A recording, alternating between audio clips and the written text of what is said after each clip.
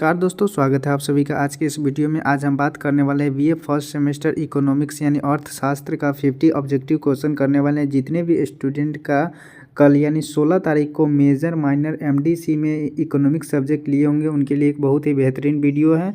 चलिए हम वीडियो को स्टार्ट करते हैं। वीडियो को स्टार्ट करने से पहले आप लोग चैनल को सब्सक्राइब कर लीजिए और वीडियो को अपने दोस्तों के साथ शेयर कर दीजिए। चलिए हम वीडियो को स्टार्ट करते हैं। पहला क्वेश्चन है, अर्थशास्त्र को संपत्ति का विज्ञान किसने कहा? तो ए में है मार्शल, बी में है एडम स्मिथ, सी में है रिकार्डो और डी में है कीन्स। तो इसका राइट आंसर हो जाएगा बी यानी एडम स्मिथ इसका राइट आंसर हो जाएगा। चलिए दूसरा नंबर क्वेश्चन है, आधुनिक अर्थशास्त्र के जनक किसे कहा जाता है? तो ए में है मार्शल, बी में है रिकार्डो, सी में है एडम स्मिथ और डी में है कीन्स। तो इसका राइट आंसर हो जाएगा सी यानी एडम स्मिथ इसका राइट आंसर हो जाएगा। चलिए अगला तीसरा नंबर क्वेश्चन है, अर्थशास्त्र दुर्लभता का विज्ञान है, यह परिभाषा किसने दी? तो ए में है मार्शल, बी में है रॉबिन्स, सी में है स्मिथ और डी में है कीन्स। तो इसका राइट आंसर हो जाएगा बी यानी रॉबिन्स इसका राइट आंसर हो जाएगा। चलिए अगला 4 नंबर क्वेश्चन है, अल्फ्रेड मार्शल के अनुसार अर्थशास्त्र का अध्ययन किससे संबंधित है? तो ए में है धन, बी में है कल्याण, सी में है व्यापार और डी में है उत्पादन। तो इसका राइट आंसर हो जाएगा बी इसका राइट आंसर हो जाएगा यानी कल्याण इसका राइट आंसर हो जाएगा। चलिए अगला 5 नंबर क्वेश्चन है, सूक्ष्म अर्थशास्त्र का संबंध है। तो ए में है राष्ट्रीय आय से, बी में है मुद्रास्फीति से, सी में है व्यक्तिगत इकाइयों से और डी में है आर्थिक विकास से। तो इसका राइट आंसर हो जाएगा सी यानी व्यक्तिगत इकाइयों से। जितने भी स्टूडेंट का कल यानी मेजर माइनर और एमडीसी में इकोनॉमिक सब्जेक्ट लिए होंगे उनके लिए काफ़ी इंपॉर्टेंट वीडियो है। आप लोग ध्यान से देखते चलिएगा और याद भी करते चलिए। एग्ज़ाम में सारा ये इसी से छपने वाला है। चलिए अगला 6 नंबर क्वेश्चन है, स्थूल अर्थशास्त्र का संबंध है।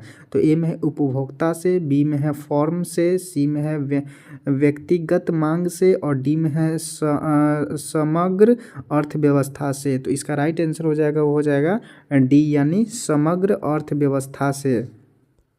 चलिए अगला 7 नंबर क्वेश्चन है, मांग का नियम किस पर आधारित है? तो ए में है आय, बी में है मूल्य, सी में है रुचि और डी में है उत्पादन। तो इसका राइट आंसर हो जाएगा बी यानी मूल्य इसका राइट आंसर हो जाएगा। क्या मांग का नियम किस पर आधारित है? तो मूल्य से।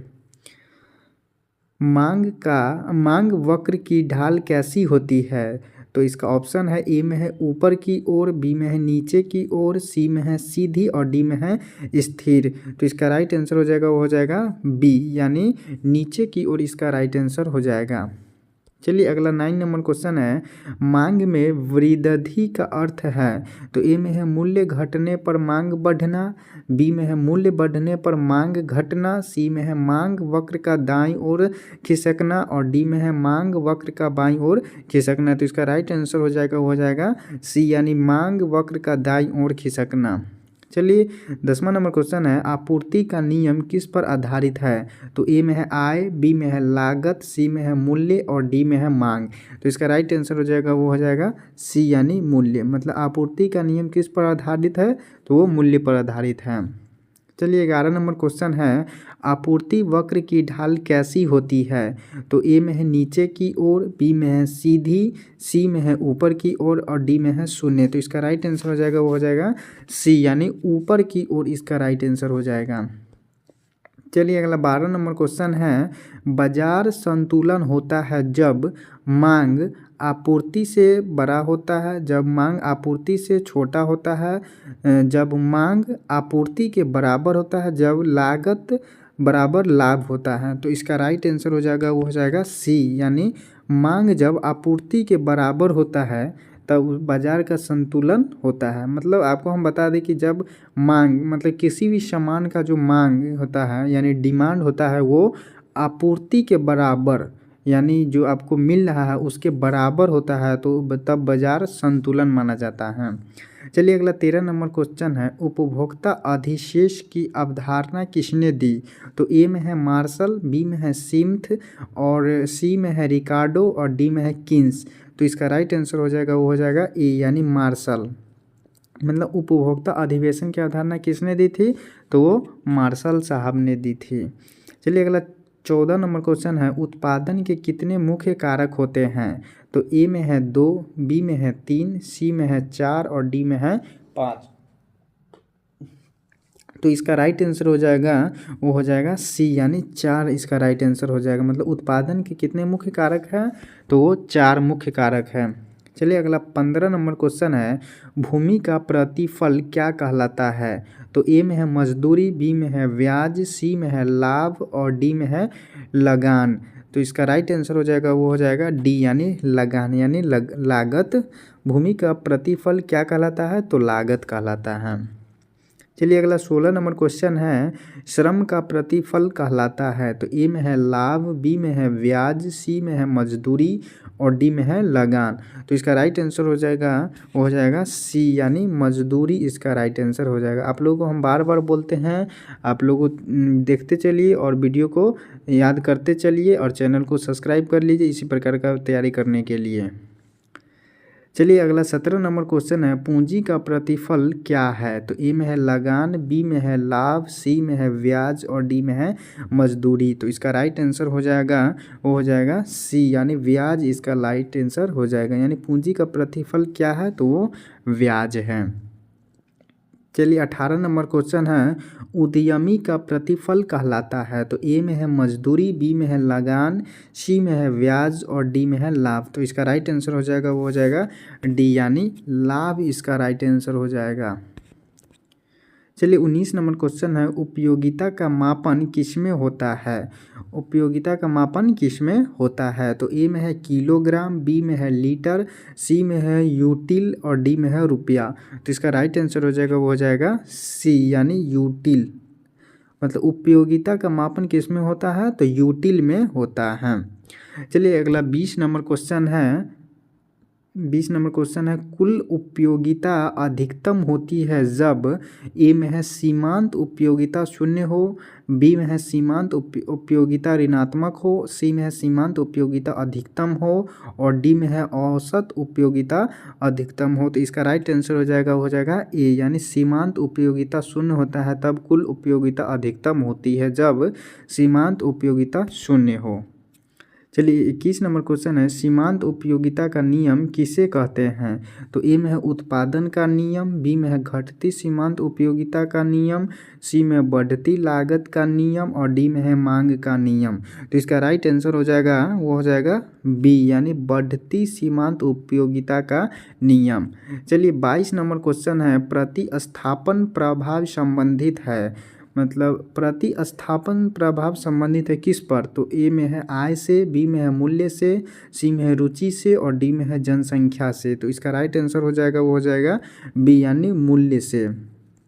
प्रतिस्थापन प्रभाव संबंधित किससे है? तो वो मूल्य से संबंधित है। चलिए 23 नंबर क्वेश्चन है, आय प्रभाव संबंधित है? तो ए में है मूल्य से, बी में है उत्पादन से, सी में है आय से और डी में है लागत से। तो इसका राइट आंसर हो जाएगा, वो हो जाएगा सी यानी आय से।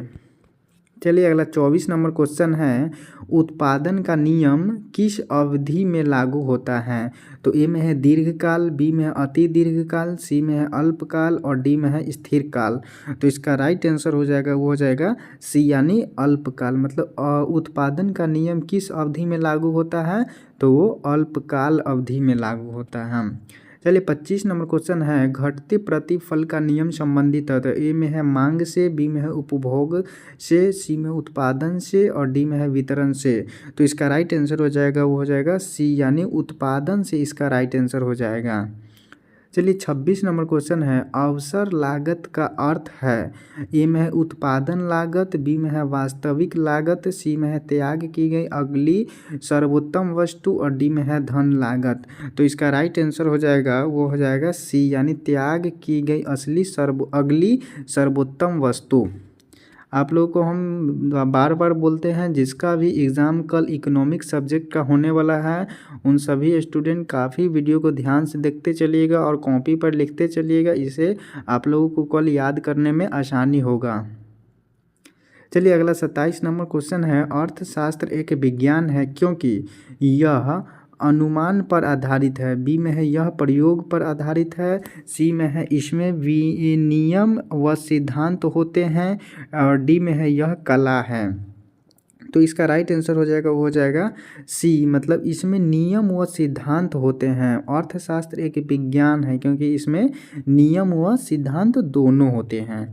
ये क्वेश्चन काफ़ी इम्पोर्टेंट क्वेश्चन है, आप लोग इसको ध्यान से देख लीजिएगा, ये एग्ज़ाम में आ सकता है। 90% इसका चांस है आने का। चलिए 28 नंबर क्वेश्चन है, आर्थिक समस्या का मूल कारण है। तो ए में है असीम संसाधन, बी में है सीमित इच्छाएं, सी में है असीम इच्छाएं और डी में है समान वितरण। तो इसका राइट आंसर हो जाएगा, वो हो जाएगा सी, यानी असीम इच्छाएं इसका राइट आंसर हो जाएगा। चलिए 29 नंबर क्वेश्चन है, मूल्य लोच की माप किससे होती है। तो ए में है कुल मांग, बी में है अनुपात, सी में है प्रतिशत परिवर्तन, डी में है अंतर। तो इसका राइट आंसर हो जाएगा, वो हो जाएगा सी, यानी प्रतिशत परिवर्तन इसका राइट आंसर हो जाएगा।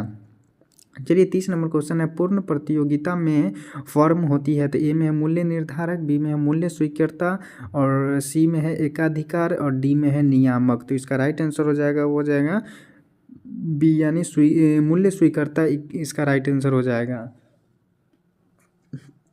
चलिए 31 नंबर क्वेश्चन है, एकाधिकार में विक्रेता की संख्या होती है। तो ए में है अनेक, बी में है 2, सी में है 1 और डी में है सीमित। तो इसका राइट आंसर हो जाएगा, वो हो जाएगा सी, यानी 1 इसका राइट आंसर हो जाएगा। मतलब एकाधिकार में विक्रेता की संख्या कितनी होती है, तो वो 1 होती है। चलिए 32 नंबर क्वेश्चन है, अल्पकाल में कुछ कारक होते हैं। तो ए में है स्थिर, बी में है परिवर्तनीय और सी में है दोनों और डी में है कोई नहीं। तो इसका राइट आंसर हो जाएगा, वो हो जाएगा सी, यानी दोनों इसका राइट आंसर हो जाएगा। चलिए 33 नंबर क्वेश्चन है, दीर्घकाल में सभी कारक होते हैं। तो ए में है स्थिर, बी में है परिवर्तनीय, सी में है प्राकृतिक, डी में है सीमित। तो इसका राइट आंसर हो जाएगा, वो हो जाएगा बी, यानी परिवर्तनीय इसका राइट आंसर हो जाएगा। चलिए 34 नंबर क्वेश्चन है, उत्पादन फलन दर्शाता है। तो ए में है लागत और लाभ, बी में है इनपुट और आउटपुट, सी में है मांग और आपूर्ति, डी में है आय और व्यय। तो इसका राइट आंसर हो जाएगा, वो हो जाएगा बी, यानी इनपुट और आउटपुट इसका राइट आंसर हो जाएगा। चलिए 35 नंबर क्वेश्चन है, बाजार का अर्थ है। तो ए में है निश्चित स्थान, बी में है दुकानों का समूह, सी में है खरीदार विक्रेता का संपर्क और डी में है मेल। तो इसका राइट आंसर हो जाएगा, वो हो जाएगा सी, यानी खरीदार विक्रेता का संपर्क। मतलब बाजार का अर्थ क्या होता है, तो खरीदार और विक्रेता का संपर्क मतलब बाजार का अर्थ होता है। और चलिए 36 नंबर क्वेश्चन है, मांग का विस्तार होता है जब ए में है आय बढ़ती है, बी में है मूल्य घटता है, सी में है रुचि बदलती है और डी में है जनसंख्या बढ़ती है। तो इसका राइट आंसर हो जाएगा, वो हो जाएगा बी। क्या गया क्वेश्चन, इसका राइट आंसर हो जाएगा, वो हो जाएगा बी, यानी मूल्य घटता है इसका राइट आंसर हो जाएगा। चलिए अगला 37 नंबर क्वेश्चन है, आपूर्ति में संकुचन होता है जब ए में है मूल्य बढ़ता है, बी में है मूल्य घटता है, सी में है लागत घटती है और डी में है तकनीक सुधरती है। तो इसका राइट आंसर हो जाएगा, वो हो जाएगा बी, यानी मूल्य घटता है इसका राइट आंसर हो जाएगा। चलिए 38 नंबर क्वेश्चन है, राष्ट्रीय आय संबंधित है। तो ए में है सूक्ष्म अर्थशास्त्र से, बी में है स्थूल अर्थशास्त्र से और सी में है उत्पादन से, डी में है उपभोग से। तो इसका राइट आंसर हो जाएगा, वो हो जाएगा बी, यानी स्थूल अर्थशास्त्र से इसका राइट आंसर हो जाएगा। चलिए अगला 39 नंबर क्वेश्चन है, अर्थशास्त्र का व्यवहारिक पक्ष कहलाता है। तो ए में है सकारात्मक अर्थशास्त्र, बी में है आदर्श अर्थशास्त्र और सी में है सिद्धांत और डी में है नियम। तो इसका राइट आंसर हो जाएगा, वो हो जाएगा बी, यानी आदर्श अर्थशास्त्र इसका राइट आंसर हो जाएगा। चलिए अगला 40 नंबर क्वेश्चन है, सकारात्मक अर्थशास्त्र का संबंध है किससे? तो ए में है क्या होना चाहिए, बी में है नैतिकता, सी में है तथ्यात्मक विश्लेषण और डी में है नीति। तो इसका राइट आंसर हो जाएगा वो हो जाएगा सी यानी तथ्यात्मक विश्लेषण इसका राइट आंसर हो जाएगा। चलिए अगला 41 नंबर क्वेश्चन है, बाजार मूल्य निर्धारित होता है। तो ए में है मांग से, बी में है आपूर्ति से, सी में है लागत से और डी में है मांग व आपूर्ति दोनों से। तो इसका राइट आंसर हो जाएगा वो हो जाएगा डी यानी मांग व आपूर्ति दोनों से। बाजार मूल्य निर्धारित होता है मांग व आपूर्ति दोनों से। चलिए अगला 42 नंबर क्वेश्चन है, मांग की लोच अधिक होती है। तो ए में है आवश्यक वस्तुओं में, बी में है विलासिता वस्तुओं में, सी में है सस्ती वस्तुओं में और डी में है निम्न आय में। तो इसका राइट आंसर हो जाएगा वो हो जाएगा बी यानी विलासिता वस्तुओं में इसका राइट आंसर हो जाएगा। चलिए अगला 43 नंबर क्वेश्चन है, गिफेन वस्तु में मांग ए में है मूल्य बढ़ने पर बढ़ती है, बी में है मूल्य घटने पर घटती है, सी में है सामान्य रहती है और डी में है शून्य होती है।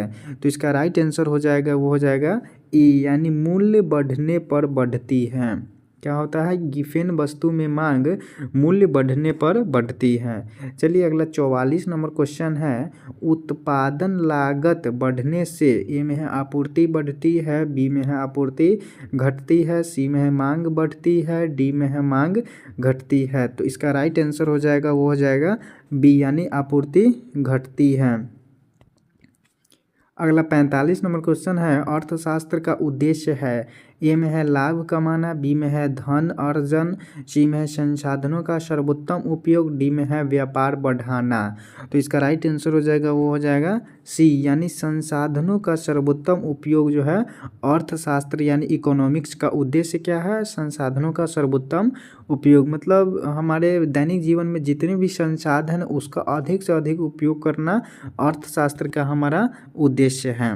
चलिए अगला 46 नंबर क्वेश्चन है, पूंजी निर्माण का अर्थ है। तो ए में है धन संग्रह, बी में है बचत, सी में है निवेश और डी में है बचत का निवेश। तो इसका राइट आंसर हो जाएगा वो हो जाएगा डी यानी बचत का निवेश। यानी पूंजी निर्माण का अर्थ क्या होता है, तो वो बचत व निवेश मतलब बचत करना व निवेश मतलब किसी भी सामान को जब खरीदते हैं तो वो यानी उसको निवेश कहते हैं।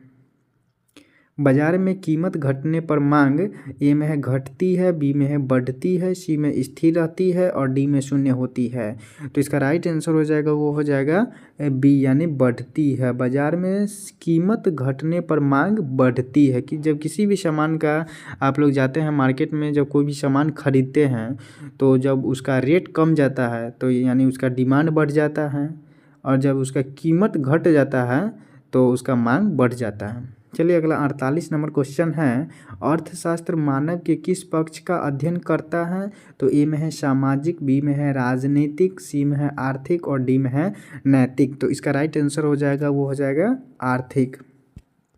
चलिए अगला 49 नंबर क्वेश्चन है, उत्पादन का पहला चरण कहलाता है। ए में है बढ़ती प्रतिफल अवस्था, बी में है घटती प्रतिफल अवस्था, सी में है ऋणात्मक प्रतिफल अवस्था, डी में है स्थिर अवस्था। तो इसका राइट आंसर हो जाएगा वो हो जाएगा ए यानी बढ़ती प्रतिफल अवस्था मतलब उत्पादन का पहला चरण कहलाता है बढ़ती प्रतिफल अवस्था। चलिए अगला 50 नंबर क्वेश्चन है, बाजार में अधिक आपूर्ति होने पर ए में है मूल्य बढ़ता है, बी में है मूल्य घटता है, सी में है मांग बढ़ती है और डी में है लागत बढ़ती है। तो इसका राइट आंसर हो जाएगा वो हो जाएगा बी यानी मूल्य घटता है। चलिए आप लोगों को वीडियो कैसा लगा, वीडियो को लाइक शेयर और कमेंट कीजिए और अपने दोस्तों के साथ जितने भी स्टूडेंट जो कल यानी 16 तारीख को इकोनॉमिक्स के एग्ज़ाम देने वाले हैं उस सभी को आप लोग वीडियो को शेयर कर दीजिए और चैनल पे नए हैं तो चैनल को सब्सक्राइब जरूर कर लीजिए और BA BSc और BCom की तैयारी करने के लिए आप लोग चैनल को सब्सक्राइब कर लीजिए। चलिए धन्यवाद, बाय बाय।